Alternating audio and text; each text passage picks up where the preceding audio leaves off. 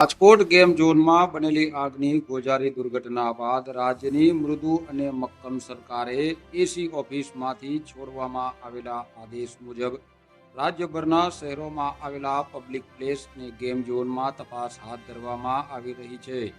ત્યારે પંચમહાલ જિલ્લાના વહીવટીતંત્રએ પણ ગોધરા શહેરમાં ચાલતા ગેમ ઝોન તેમજ પબ્લિક પ્લેસોમાં તપાસ હાથ ધરવામાં આવી હતી. જેમાં કેટલાક ગેમ ઝોનમાં ફાયર સેફટીની કોઈ જ પ્રકારની વ્યવસ્થા અધિકારીઓને જોવા મળી ન હતી. તો ડીમાર્ટમાં પણ આ અધિકારીઓએ તપાસ કરતા તમામ ઇમરજન્સી એક્ઝિટ માર્ગ પર તારા મારેલા જોવા મળ્યા હતા. તંત્રએ હાલ તમામ ગેમ ઝોન આગામી સૂચના ન મળે ત્યાં સુધી બંધ કરાવી પોતાની ફરજ બજાવી હોવાનો સંતોષ માન્યો છે. ત્યારે સવાલ એ ઊભો થાય છે કે આ ગેમ ઝોન ચાલી રહ્યા હતા ત્યારે જિલ્લાના અધિકારીઓ શું ઊંઘી રહ્યા હતા કે કોઈ દુર્ઘટનાની રાહ જોઈ રહ્યા હતા? શહેરના દાહોદ રોડ ઉપર ડોમ ઊભો કરીને કોઈ જ પ્રકારની ફાયર સેફટી વગર ગેમ ઝોનમાં તપાસ કરવા ગયેલા અધિકારીઓની મહેરબાનીથી ચાલી રહ્યું હતું. અન્ય એક ગેમ ઝોન પણ ઇમરજન્સી એક્ઝિટનો અભાવ અધિકારીઓને જોવા મળતા હાલ એક્શન મોડમાં આવી ગયું છે. રાજકોટની દુર્ઘટના બાદ મૃદુ અને મક્કમ સરકારના આદેશે પંચમહાલ જિલ્લાના અધિકારીઓને પોતાની ફરજનું ભાન ચોક્કસ કરાવ્યું છે. હવે જોવું રહ્યું જિલ્લામાં આવા કેટલા સ્થળોએ તપાસ હાથ ધરવામાં આવે છે.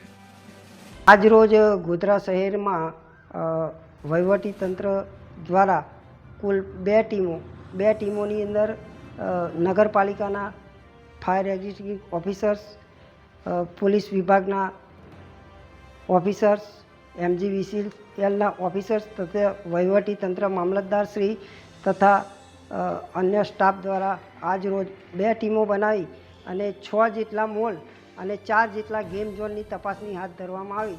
જેમાં જે ક્ષતિઓ જણાઈ ફાયર એક્ઝિસ્ટિંગની એ લોકોને સૂચના આપી તાત્કાલિક બંધ કરવાની સૂચના આપેલ છે તથા જ્યાં સુધી જે સૂચનાનો ચુસ્તપણે અમલ ના થાય ત્યાં સુધી ચાલુ નહીં કરવા વહીવટી તંત્ર કટિબદ્ધ છે અને એ મુજબની કાયદેસરની નિયમ અનુસારની કાર્યવાહી હાથ ધરવામાં આવેલ છે.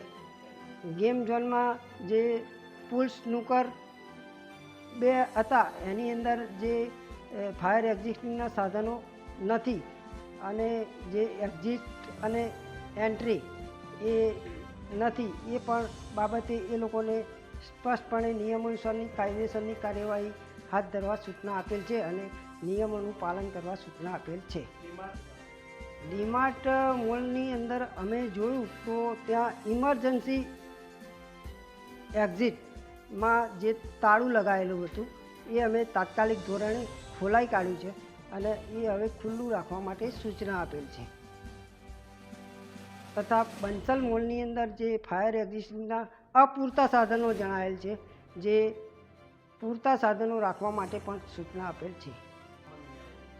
જો નિયમોનું પાલન નહીં કરવામાં આવે તો આવા એકમોને સીલ મારી આગળની નિયમ અનુસારની કાર્યવાહી હાથ ધરવામાં આવશે.